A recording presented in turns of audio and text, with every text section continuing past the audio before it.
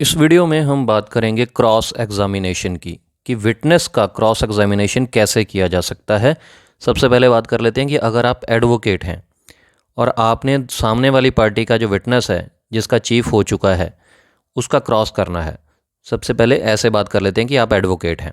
Advocate के लिए सबसे पहले आपने क्या करना होता है कि एक तो आपने ये देखना होता है, इसकी तैयारी करनी होती है कि उसके चीफ में क्या क्या लिखा गया है। चीफ को अच्छे से पढ़िए और अपनी सजेशंस तैयार कीजिए। आपके पास सजेशंस होनी चाहिए क्योंकि जब भी गवाह का जो सवाल का जवाब आता है उसके बाद वकील को, एडवोकेट को सजेशन देनी ज़रूरी होती हैं। और आपने ये भी देखना है कि जो गवाह है, जो विटनेस है, वो किसी बात पे डिनाई कर रहा है। अगर वो किसी बात का जवाब देने से डिनाई करता है, मतलब मना करता है, इनकार करता है, तो ये आपके लिए बहुत फ़ायदेमंद की मतलब आपकी पार्टी के लिए हित में रहती है ये बात। और दूसरी पार्टी के लिए जिसका वो गवाह है, अगर वो डिनाई कर रहा है कि सवाल का जवाब देने से, तो उनके लिए ये हित में बिल्कुल भी नहीं रहती है।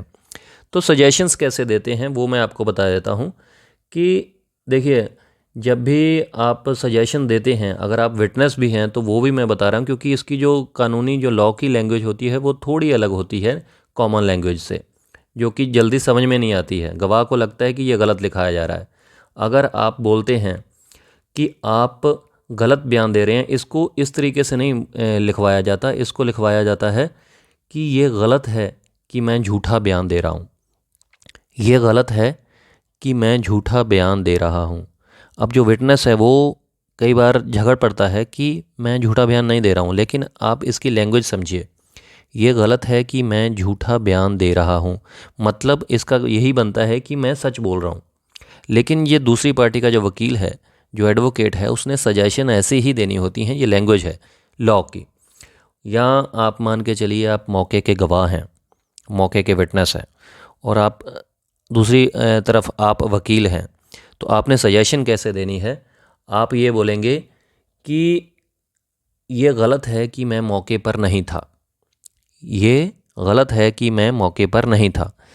अब जो विटनेस है उसको ये समझ में नहीं आता, उसको ऐसा लगता है कि ये कह रहे हैं कि मैं मौके पर नहीं था, लेकिन ये बोला जा रहा है कि ये गलत है कि मैं मौके पर नहीं था। ये वकील साहब सिर्फ अपनी सजेशन देते हैं।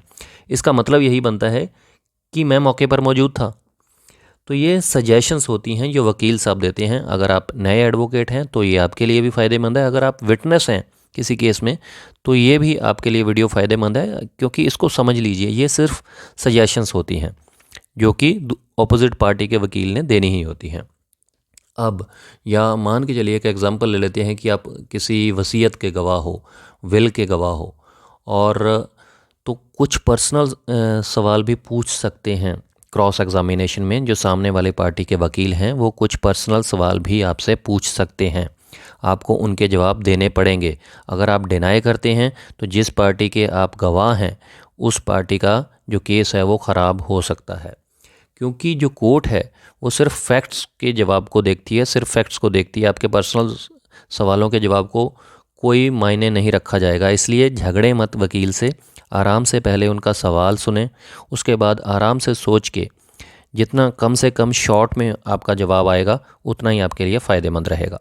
तो ये एज ए विटनेस मैं आपको बता रहा हूँ। अगर आप किसी केस में विटनेस हैं और अगर आप किसी केस के वकील हैं और आप क्रॉस एग्जामिनेशन कर रहे हैं तो गवाह को इस तरीके से कुरेदिए, पहले तैयारी कीजिए ताकि वो कुछ सवालों के जवाब देने से मतलब हड़बड़ा जाए या मना कर दे, डिनाई कर दे, तो ये आपके लिए फ़ायदेमंद रहेगा। अगर वो डिनाई कर देगा कि मैं इस सवाल का जवाब नहीं देना चाहता, और आपने मतलब रिटर्न में अगर ये आ गया क्रॉस एग्जामिनेशन में कि गवाह मना कर रहा है किसी सवाल का जवाब देने से, तो ये आपके लिए बहुत फ़ायदेमंद रहेगा। और आर्गूमेंट के टाइम, बहस के दौरान जब फाइनल आर्गूमेंट होगी तो यही पॉइंट आपके काम आएंगे, क्योंकि आर्गूमेंट के टाइम, बहस के दौरान जो दूसरी पार्टी का वकील है वो यही पॉइंट उठाता है कि इस पार्टी के जो अपोजिट पार्टी के गवाह आए थे उन्होंने कोर्ट को बिल्कुल भी सपोर्ट नहीं किया और सवालों के जवाबों को उन्होंने डिनाई कर दिया, और वो उन्होंने यही कहा कि मैं इन सवालों के जवाब नहीं दे सकता।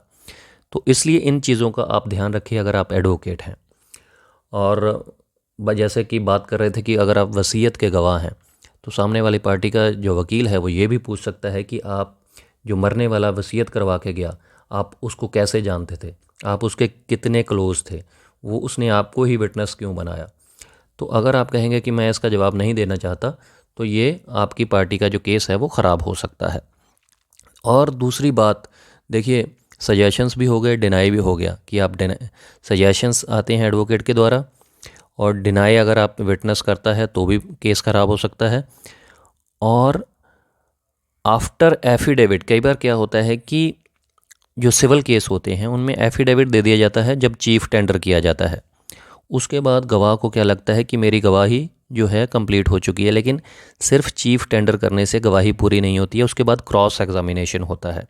क्रॉस एग्जामिनेशन दूसरी पार्टी के वकील करते हैं, और जब तक आपका क्रॉस एग्जामिनेशन नहीं होता आपकी गवाही कंप्लीट नहीं होती। अगर आप चीफ टेंडर करके उसके बाद कोर्ट में नहीं आते हैं तो अकेला चीफ कभी भी पढ़ा नहीं जाता है। जब तक उसका क्रॉस एग्जामिनेशन नहीं होता है चीफ को नहीं पढ़ा जाता है, अदालत उसको कंसिडर नहीं करती है। इसलिए चीफ होने के बाद अगर गवाह प्रेजेंट नहीं होता है तो उसके चीफ को कोई मायने नहीं मिलते हैं। कई बार क्या होता है कि विटनेस जो है कहीं और चला जाता है चीफ टेंडर करके, तो उसका मायने नहीं है, आपको क्रॉस एग्जामिनेशन भी करवाना होता है। तो इस तरीके से अगर आप एडवोकेट हैं, आप क्रॉस एग्जामिनेशन करते हैं, सजेशन अच्छे से दीजिए और कोशिश कीजिए जो सामने वाला गवाह है वो कुछ सवालों के जवाब डिनाई कर दे। कुछ ऐसे सवाल पूछिए ताकि वो गुस्से में आ जाए, तैश में आ जाए। और आप अगर वकील हैं तो आपको गुस्से में नहीं आना है, आपको ठंडे दिमाग से क्रॉस एग्जामिनेशन करना है। और अगर आप विटनेस हैं तो आपको ये सजेशन मैं दे रहा हूँ कि आपको आराम से पहले वकील साहब की बात सुननी है और सोच समझ के जवाब देना है और शॉर्ट में देना है। और आपको डिनाई नहीं करना है, कोई भी चाहे पर्सनल सवाल भी है उसका भी जवाब आप देने की कोशिश करें। तो उम्मीद करता हूँ क्लियर हो गया होगा। बिल्कुल सिंपल तरीके से समझाने की मैंने कोशिश की है। अगर कोई कन्फ्यूजन है, कुछ पूछना चाहते हैं या कोई भी और जुडिशियल पॉइंट के ऊपर आप डिस्कस करना चाहते हैं तो कर सकते हैं कमेंट करके। और ये वीडियो थोड़ी सी भी अच्छी लगी तो लाइक ज़रूर कर दीजिएगा और शेयर कर दीजिएगा, और कमेंट करके ज़रूर बताइएगा ये वीडियो कैसी लगी। चैनल को सब्सक्राइब कर लीजिएगा। नेक्स्ट वीडियो में ऐसी बात करेंगे किसी और जुडिशियल पॉइंट के ऊपर बिल्कुल सिंपल तरीके से। शुक्रिया, धन्यवाद।